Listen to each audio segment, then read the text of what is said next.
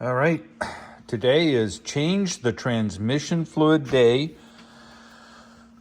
on a 2000 Cadillac Seville SLS. The transmission is a 4T80E. 4, I guess, is the type of transmission. T stands for transverse.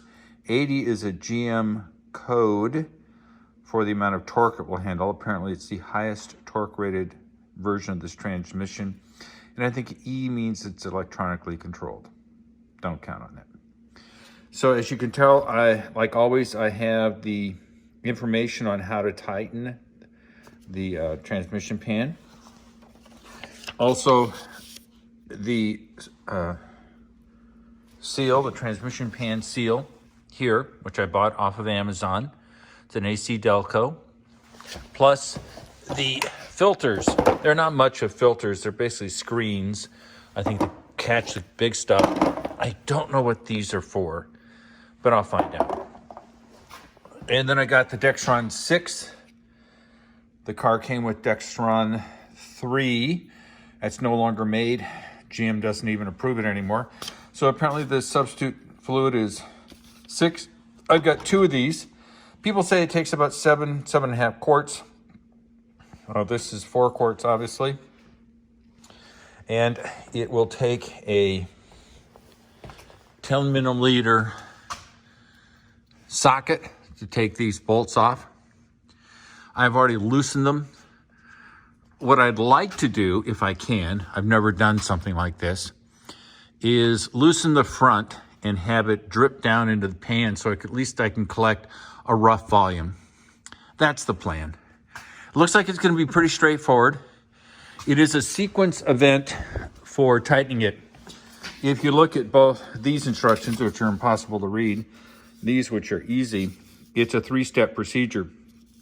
You do it 27 pounds, 53 pounds, or 106 pounds inch, depending on how you look at it, pounds. The idea is that you want a gradual tightening so that you don't pinch the gasket. I'm cool with that. And I do have a torque wrench, as always, that allow me to do that. And they want it in a sequence. And I'll see how they want it. Yeah, it goes like 1. Oh no, that's a 2. Let's see, oh, there's 2. So it goes 1, 2.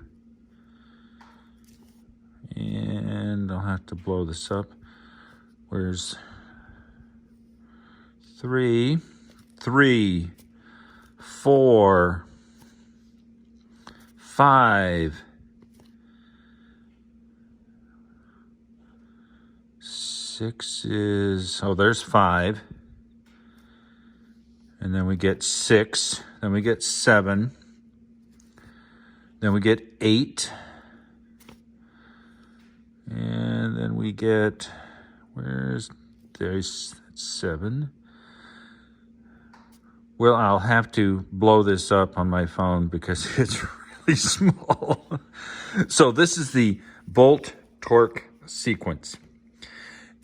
The point is that you want to be going back and forth and evenly squeeze the gasket. You don't want to come down all this side and then potentially pinch or bend the transmission pan, which is a light aluminum pan.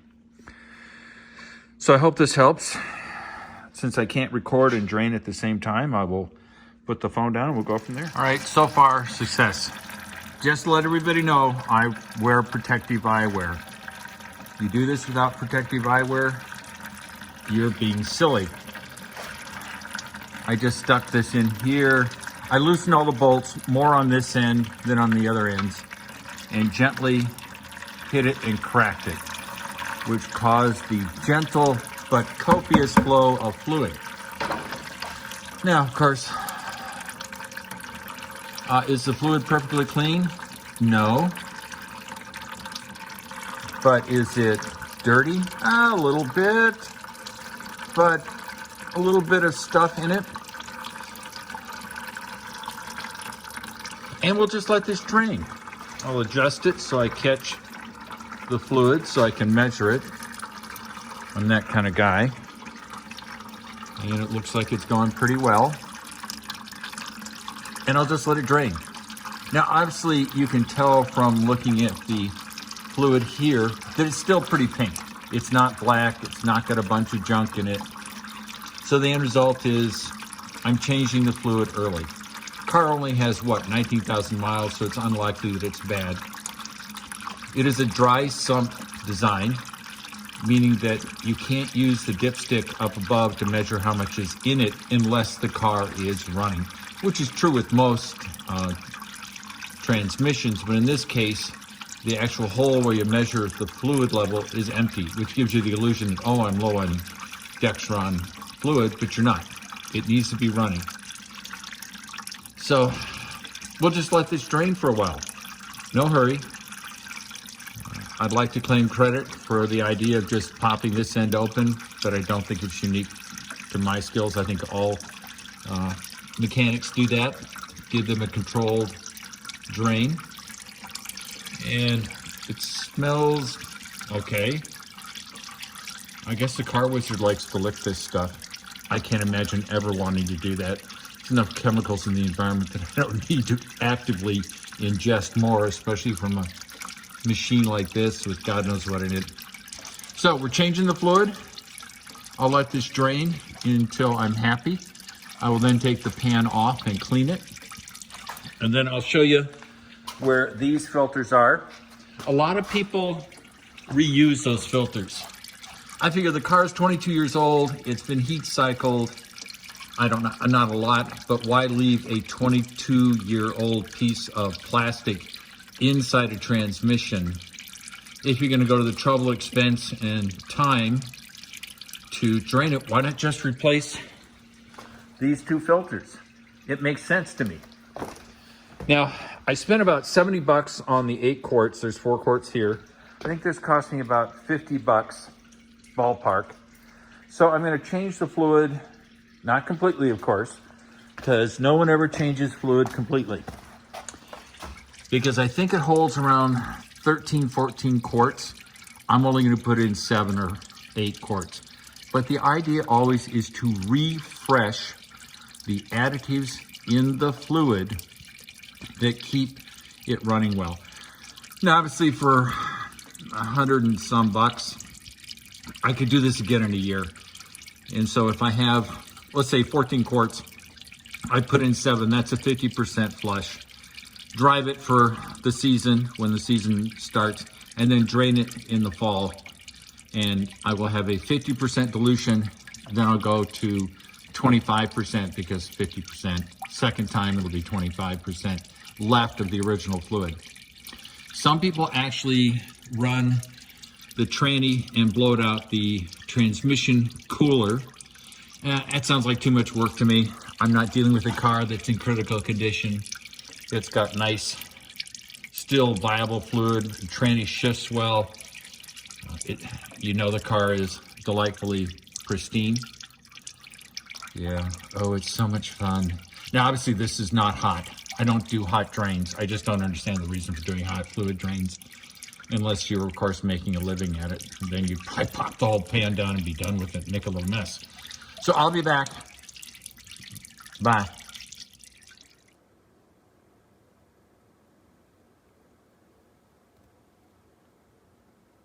All right, I got the pan off. And here's the transmission. There's one of the small filters, which you can see. I have an example here and the other one. And they have been working. If you can see, there's some stuff on them. Small little particles, nothing life-threatening. Don't know exactly what it is. But here's the magnet, and you see this little, looks like a cat threw up in here. But that's the area that's touching right there. That's the way the pan came off. This is the replacement gasket, and it is identical to the gasket that came out of the car. You can see it's got a little nub here, a little nub there. Nub on the gasket that came out of the car. So we've got a good match.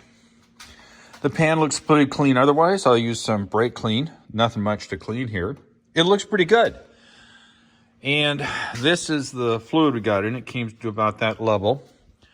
I'm guessing it's, I don't know, 6-7 quarts. We'll find out. So very satisfying. I let it drain, as I mentioned before, out of this front end so that it would all go into here. And when I peeled it off, a little bit of fluid came out. You can see not all of it, and just drained right into the bucket. So I have a good record of how much there is. I will, of course, gently peel these off. Oh, that was gentle. And there is, this one's off. Now, what always amazes me on these things is quite often there's a ring. Let's see if there's a gasket here. Oh, that's what those are for. Oh, I figured it out. This goes there because you can see it on this one. All right. They match. That's good. Yep. Got a little divot there. Yeah, it looks like the same thing. Always inspect this inside of these holes because to make sure you don't want to leave a gasket in there. And this is the piece that goes in there. I wonder if I shove it in. Don't really know. Oh yeah, goes right in. So that's the piece that I shoved the filter in. We've got this one, which is connected. Oh, got the fluid. Caught the fluid. And it's got one of those little gaskets on it, just like the other one did. So inspect the hole. Make sure you don't have something left in there like a gasket, which I don't. Looks good. And then what a great opportunity to just look around at everything. Are there burned wires? Are there melted pieces of plastic? Are there anything that indicates that there was a problem with this transmission? And all the wires look good. This little spring looks good. All in all, it looks good to me. So I'm happy. And I hope you're happy too. I'm going to fit some pieces and I'll be back. Oops, I made a mistake. I just wanted to show you before I blew all of it off with brake clean. I numbered each bolt. This is bolt number 14. This is bolt number 10. This is bolt number 7, 3, 13, 6, 9, 11, 16, 2, 8, 4, 15, 12, 5, 1. And unfortunately, if you see, look here, there's 1 tick, 2 tick, 3 tick. 1, 2, 3, 1, 2, 3, 1, 2, 3. And the reason I did that is as you do the sequential torquing of the bolts, you might lose track of what you're doing. Well, then I started to hit it with brake clean and realized that the brake clean was knocking off all of the trouble I went to with the marker. So I just thought I'd better catch it before I cleaned it off. And also I tried to put the date that I did it, but looks like it'll be blown off. I learned something every day. So now time to fill it up.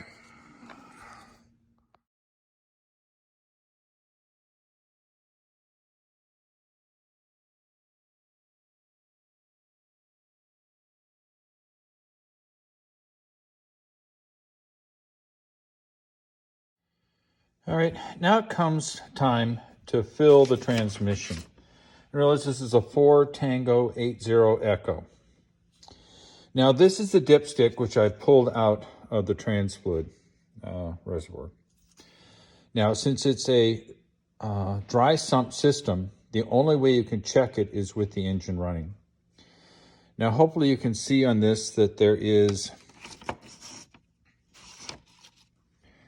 an area down here that has a mark and a mark, and it says cold. And right where it says cold, there's another mark. Then there is a hatched area that says hot. Well, we're going to see how this goes. Now, when I pulled out the trans fluid, I measured. I had 24 cups or 5.6 liters. I've already put in 1 gallon or 3.8 liters, which leaves 1.8 liters to return, assuming that the amount I took out, 5.6, is in fact correct, etc., which we assume it is. Now, the volume drained, 5.6 liters, and the volume replaced, 3.8 liters, leaves 1.8 liters in. So I've added 3.8 and 1.5, which gives me a total amount in the transmission of 5.3 liters of Dextron 6. If my measurements are correct, I'm shy 300 cc's, or 0.3 of a liter. So this is a bit of a nut roll in terms of getting it to go. You have to take off the resonator box off of the intake. This is the resonator box. Now, when you take off the resonator box, since the MAF sensor, mass airflow sensor, is located here, you have a big air leak, which will cause the engine to run rough because the air-fuel mixture will be all wrong because the MAF sensor, which is here, is before the air leak. So how do we take care of that? Well, we could put a plastic bag over this, but then what if the vacuum is so strong that it sucks the bag in because the throttle plate is there? Sucking the bag in would be a bad thing. So I came up with an idea. Sorry for it being a little awkward here, but sometimes filming and doing this at the same time is a bit of a challenge. All right. So what I'm going to do is I'm going to take a jar lid in a plastic bag. And you should be going, what the hell's with the jar lid? Well, if there's a lot of suction on this bag, this jar lid will prevent it from being sucked into the intake. Then I'll take a rubber band. Let's get the rubber band out. Well, I've chosen green today. And I will wrap it around the plastic bag, which is a little awkward to do one-handed, but you get the idea. So I'm wrapping it around so that the bag is secured to that small lip right here. And then when it sucks the bag in with the negative pressure, the vacuum, the lid will come down and it will seal it partially. Now, the other thing I've done is you can see this big corrugated hose pipe. Now, it potentially is dirty, so I slipped a plastic bag around it before I took the dipstick out. And there's where the dipstick goes.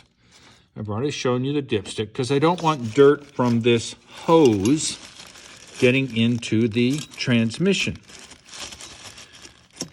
It is still a very clean car, but it is still always unwise to put dirt into a transmission. That's kind of obvious. So I'm doing this one-handed, makes it awkward. So I've got the trans fluid dipstick in there. I'm going to start the car up. I will let it run, and since it's cold, I will then pull this out, check it, and when I discover how much more fluid needs to be done, I have a clean, only been used for the trans fluid, the Dextron 6 funnel. And I have a clean, never been used Pyrex. And you see how it says 500 cc's there. Well, if we're right, we're going to put in 300. Now, I don't know if I'll be able to film this. It's going to obviously be very awkward. That's just the way it is when you've only got 2 hands. Of course, I've fantasized in having 3 hands for many reasons. So What I'll do is I'll start the car up, check to make sure that this doesn't cause a problem. I will then pull the dipstick out because it'll be cold, and since it's a dry sump system, we should get a fluid level on the stick. Based upon what the fluid level is, cold, I will then potentially add another 300 cc's of Dextron 6. And I can't film that without dropping something. So I will come back and we'll see what happens. Bye. Well, I'm happy to report that the 5.3 liters of Dextron 6, when I pulled 5.6 out, has me at halfway on the cold mark on the dipstick. The lid that I devised so I wouldn't get an air leak in the intake system is working fine, and the bag is protecting the tranny from getting any crap in it. Now, it is cold outside. It's snowy. I'm not going to be taking this car on the road because it is not intended for salt. But I will, when the spring comes, do this all over again and make sure that when it's hot, it's in the hot range, which is that hatched area, right? You can see the hatch. But the cold looks good. I replaced approximately what it was in. You can see the cold line. It is right, it is right there. So I'm happy with the amount of fluid in the tranny. Like I said, in the springtime when things go well, I will repeat the process just to be sure. So I love you all. It got up to 38 degrees here today. It was wonderful. I hope everybody's having a good day. I'll talk to you later. Bye.